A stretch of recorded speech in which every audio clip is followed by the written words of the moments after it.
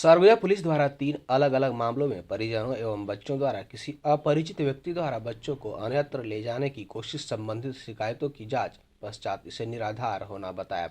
घटना से संबंधित वीडियो फुटेज एवं घटनास्थल के सीसीटीवी फुटेज का परिजनों की उपस्थिति में सूक्ष्म अवलोकन किया गया, जो उक्त शिकायतों का सिर्फ और सिर्फ अफवाह साबित होना पाया गया। इस संबंध में स्कूल संचालकों की बैठक भी ली गई है एवं आवश्यक दिशा निर्देश दिए गए हैं। पुलिस अधीक्षक सरगुजा श्रीमती भावना गुप्ता के निर्देश पे संवेदनशील शिकायतों का त्वरित निराकरण किया जा रहा है।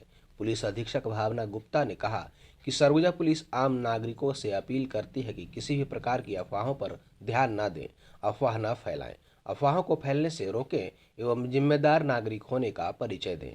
ये गत 3-4 दिन में ऐसी कुछ शिकायतें प्राप्त हो रही थी कि छोटे बच्चों को जो है किसी अज्ञात व्यक्ति के द्वारा बहला फुसला के ले जाने की कोशिश की गई है। ऐसी कुछ घटनाओं की रिपोर्ट पुलिस को प्राप्त हुई थी। सभी की सूचनात्मक जांच की गई है और जांच के उपरांत सीसीटीवी फुटेज के वेरिफिकेशन और टेक्निकल एविडेंस के बेसिस पे ये पाया गया है कि ये सारी शिकायतें निराधार हैं और कहीं ना कहीं इस तरह की अफवाहों में आके किसी राहगीर ने या बच्चों ने खुद अपनी मंशा से इस तरह की शिकायतें की हैं। तो इस परिप्रेक्ष्य में हमारे सभी सरगुजा के आमजन वासियों से और विशेषकर अभिभावकों से और स्कूल के टीचर से ये दरख्वास्त है कि ऐसे किसी भी अफवाहों में ना आए।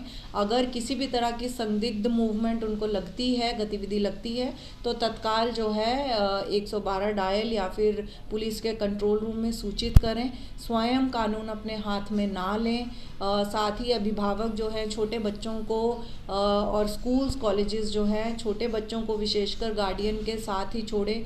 देर रात में अगर बच्चे ट्यूशन से वापस आ रहे हैं तो अभिभावक उसका ध्यान दें, परंतु ऐसे किसी भी अफवाह में आने की आवश्यकता नहीं है।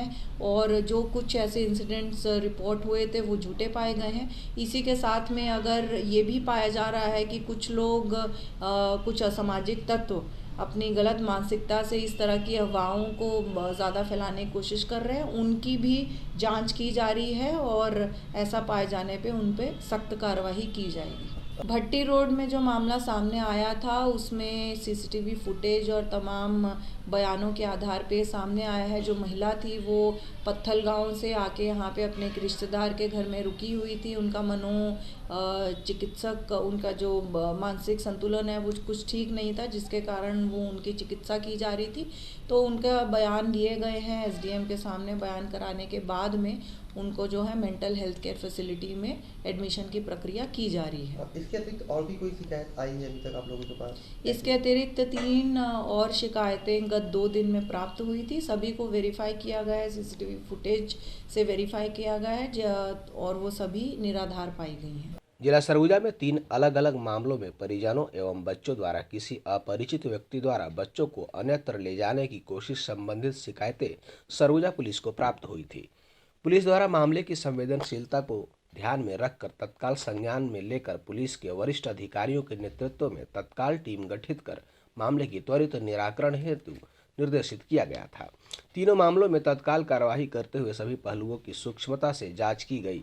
इसमें घटनास्थल के आसपास के सीसीटीवी फुटेज परिजनों की उपस्थिति में बारीकी से चेक किया गया, जो सभी मामले जांच पश्चात पूर्णतः निराधार साबित हुए।